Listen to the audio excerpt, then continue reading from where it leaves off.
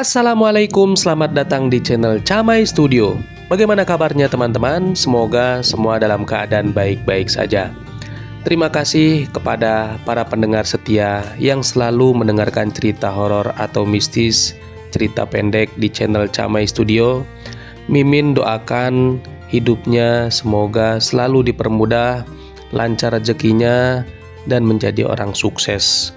Untuk cerita kali ini berjudul Penumpang Gaib. Mari kita mulai ceritanya. Perkenalkan, nama saya Nana Ulfiana. Saya berasal dari kota Brebes yang sedang kuliah di salah satu universitas kota Bandung. Suatu hari, saya sama teman-teman kampus waktu itu mau berfoto kelas di salah satu studio foto di Bandung yang lokasinya tidak jauh dengan gedung sate. Waktu itu hari Kamis. Kami pergi dari kampus sore hari sekitar pukul 4:30 dan dapat antrian malam harinya menjelang Isya. Singkat cerita, kami pun berfoto bersama. Selesai difoto, kami langsung meninggalkan studio tersebut. Keadaan di luar saat itu gerimis, hujan rintik-rintik.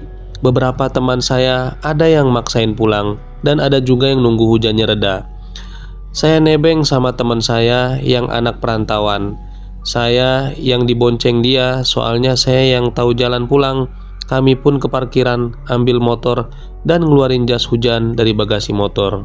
Kami pun berangkat melewati daerah Taman Cilaki, Pusdai, terus ke Taman Makam Pahlawan. Suasananya memang agak serem juga malam itu. Mana hujan gerimis lagi. Anehnya, di sepanjang perjalanan teman saya itu nggak ngobrol-ngobrol, diem aja gitu. Saya pikir dia capek kali, ya udah, saya pun nggak ngajak ngobrol dia. Singkat cerita, sampailah saya di jalan depan rumah saya. Saya lalu bilang ke teman kalau saya mau turun di sini aja dan tak lupa mengucapkan terima kasih. Dan saat saya turun dari motor, betapa kagetnya saya ketika melihat ke jok belakang. Astagfirullah, teman saya nggak ada. Saya kaget setengah mati. Kemana teman saya?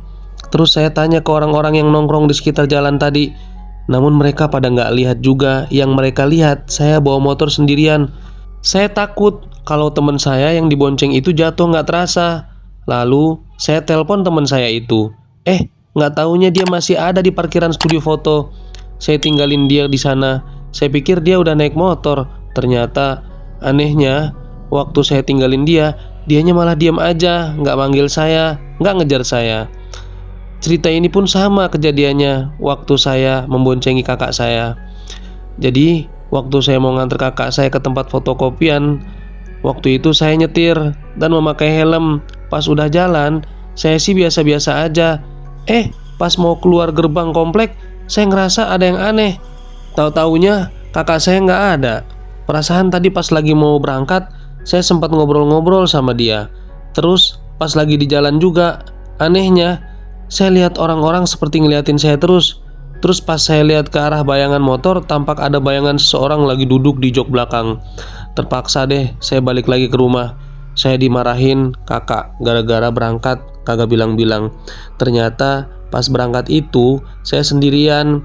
Sementara kakak saya masih di kamar mandi lagi berak.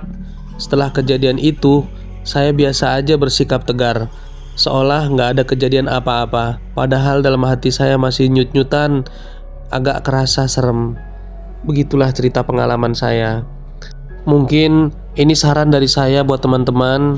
Kalau sebelum berangkat menggunakan kendaraan, usahakan jangan sampai lupa berdoa agar supaya kita selalu dilindungi oleh Allah Subhanahu wa Ta'ala. Dan juga jika ada teman-teman yang ada ceritanya serupa, boleh mungkin menuliskan di komentar di bawah ini. Terima kasih kepada teman-teman yang selalu mendengarkan cerita sampai selesai. Dan juga jangan lupa bagi yang baru bergabung untuk like, subscribe, dan share. Sekian dari saya. Wassalamualaikum warahmatullahi wabarakatuh.